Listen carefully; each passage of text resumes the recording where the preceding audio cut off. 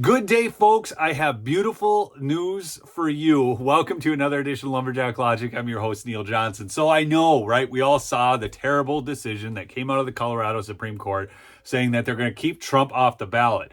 The decision was actually even bigger. You need to understand that not only are they not allowing Trump on the ballot, they are saying that they can't count any votes that you dear plebs, would write in Donald Trump. So even if you say, hey, I'm going to write in Donald Trump, they're saying those votes can't be counted. That's how bad the decision is. But I am going to give you some hope because not all is lost. It's going to get a lot better here. And think about the lunacy of what they did. Okay, they know because they issued an immediate stay on the decision, knowing that it was going to be appealed to the Supreme Court of the United States and knowing that they're ultimately going to lose. Okay, but even if they don't, the people of Colorado have come up with another plan. Now, I think what they're doing here is they're trying to flaunt their power and foment a real insurrection so they can then cancel elections like they did in Ukraine. Because remember, just like in Ukraine, where Zelensky canceled elections, now we've got Biden regime trying to remove Trump from the ballot, trying to imprison Donald Trump and so on. The number one contender. In fact, the polling is so bad for the Democrats right now that Trump is even winning the youth vote. I'm not even kidding you. For people from 18 to 30, now a majority of them say that they are going to vote for Trump. That's how bad this is, Biden. Yeah, just if you're watching this, that's how bad it is. You probably know, but if you didn't, I just want you to know. But there's a beautiful plan coming out of Colorado I'm going to cover, but it's involving the Colorado Republican Party. And they are mulling an exit from the primary system in Colorado, and they're eyeing a caucus shift if SCOTUS upholds Trump ballot exclusion.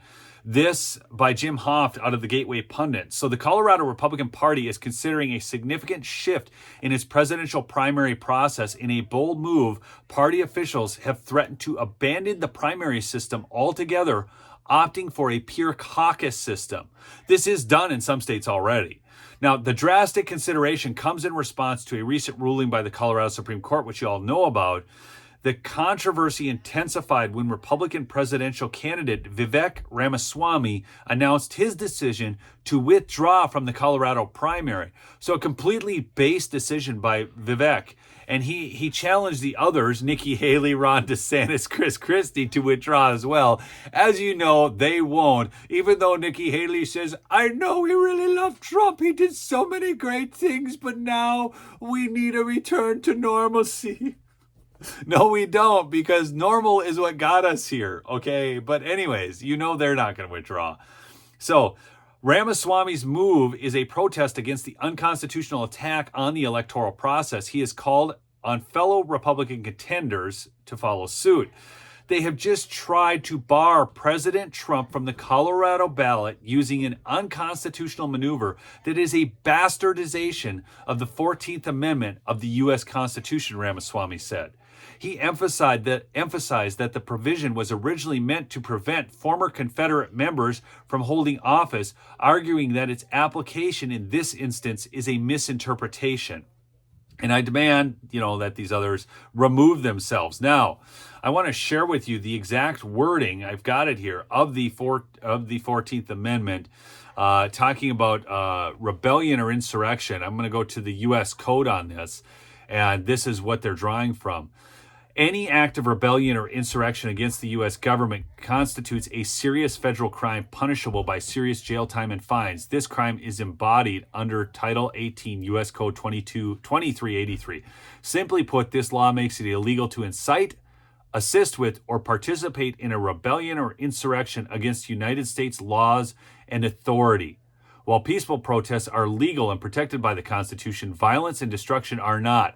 Okay, so just think of the absurdity of this. After I live in Minnesota, the summer of love protests, actually it was the summer of hate. That's what it was. But this is odd. Okay, there were no fires. I mean, we've seen the left shut down congressional proceedings, all this kind of crap. We know there was no insurrection. Broad-based. Trump hasn't even Jack Smith could not run a case and get Trump convicted of insurrection. That's why he didn't do it. So now you have the court deciding this when he hasn't even been charged with the crime. It will be overturned. But if it doesn't, the Colorado GOP has a plan to attack that. Now, then they're going to rule, well, he can't even be on the main ballot. You know where this is all going.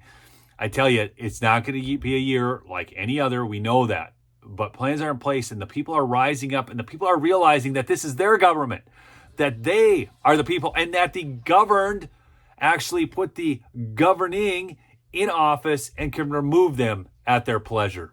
Because we're the power, we're the people, we're the kings and queens in this country. Okay? If you're new to the channel, please subscribe. We'll see you on the next episode. Peace out.